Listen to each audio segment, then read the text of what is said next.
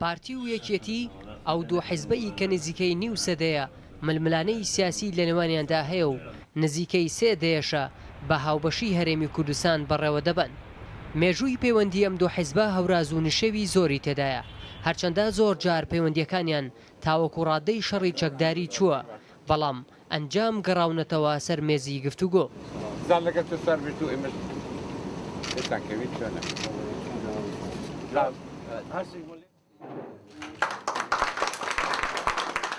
ڕۆژی 27 2007 با سەرکردایەتی جەلال تاڵەبانی سکرتێری پێشووی یەکێتی نیشتیمانی کوردستان و مەسعود بارزانی سەرۆکی پارتی دیموکراتی کوردستان ڕێکەوتنامەی استراتیژی نێوان هەردوو لا واژۆکرا.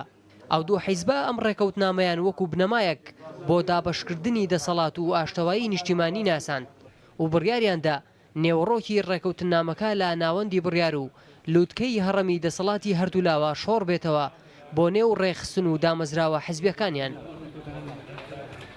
ئەو کات پارتی و یەکێتی کورسیەکانی پەرلەمانی کوردستان و عێراقیان بە یەکسانی دابەش کردبوو، بەڵام بەپێی دوایین هەڵبژاردنەکان پارتی لە بەغدا 25 کورسی هەیە و یەکێتیش 18 کورسی. هەروەها لە هەولێریش پارتی 45 کورسی هەیە و یەکێتیش 21 کورسی. مایکل نایتس شرۆڤەکاری سیاسی ئەمریکی لاوتارێکدا لەبارەی دۆخی هەرێمی کوردستان و کاریگەری پەیوەندیان نێوخۆیەکان و بە تایبەت پارتی و یەکێتی دەڵێت ئەوەی وای کردووە ئەم کاتەی ئێستا مەترسیدار بێ نزیکی هەڵوەشانەوەی هاوکاری نێوان پارتی دیموکراتی کوردستان و یەکێتی نیشتیمانی کوردستانە. کوردی عێراق نیشانیان داوە کە لەو کاتانەی یەکگرتوو بوون توانیویانە هەموو جۆرە زریانێک تێپەڕێنن، کاتێک ئەو دوولایانە بەچاکی کار لەگەڵ یەکتر دەکەن. هاو بەشە نێودەوڵەتەکانی هەرێمی کوردستان پێشگریەکانیان کاریگەرانەتر پێشکەش دەکەن. بە پێچەوانەشەوە کاتێک هاوبەشێکی تەبا نابینن بۆ مامەڵەکردن لەگەڵ هەرێمی کوردستان ئەوە پاشەکشە دەکەن. بیرەوەری کۆمەڵگەی نێودەوڵەتی سەبارەت بە شەڕی ناوخۆی نەوەدەکان دۆزی کوردی لە 2000ەکان بنکۆڵ کردووە. ئەوەش لە کاتێکدایە کە مەزنترین دەرفەتی خۆبەڕێوەبردن کەوتووەتە بەردەمیان. لە دوای ڕێکەوتنامەی استراتیژی ساڵی 2007 پارتی و یەکێتی ڕێکەوتنەکانیان تەنیا بۆ پێکهێنانی سەرۆکایەتیەکانی هەرێمی کوردستان و کابینەی حکوومەت بووە. دوایین ڕێکەوتنیشان بۆ پێکهێنانی کابینەی نۆیەمی حکوومەتی هەرێمی کوردستان بووە.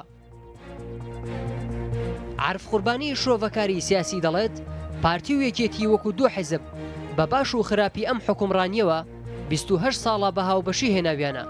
ئێستاش سەرباری ئەوەی پەیوەندیەکانیان لە ئاستێکی خراپ و مەترسیداردایە، بەڵام لا پەرلەمان و حکوومەت و لا سەرۆکاتی هەرێمی کوردستان هەردوولایەن پێکەوە بەشدارن.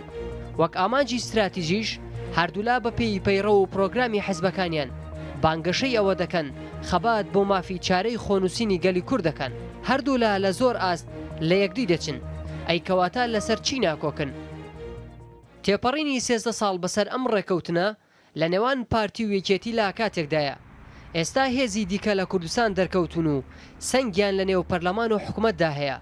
لا نێوانیاندا بزوتنەوەی گۆڕان هاوکات یەکێتی نیشتیمانی کوردستان سەرکردایەتێکی نوێی هەیە و پەیوەندیەکانیشان لەگەڵ پارتی دیموکراتی کوردستان زۆر پڕکێشە و لاوازن.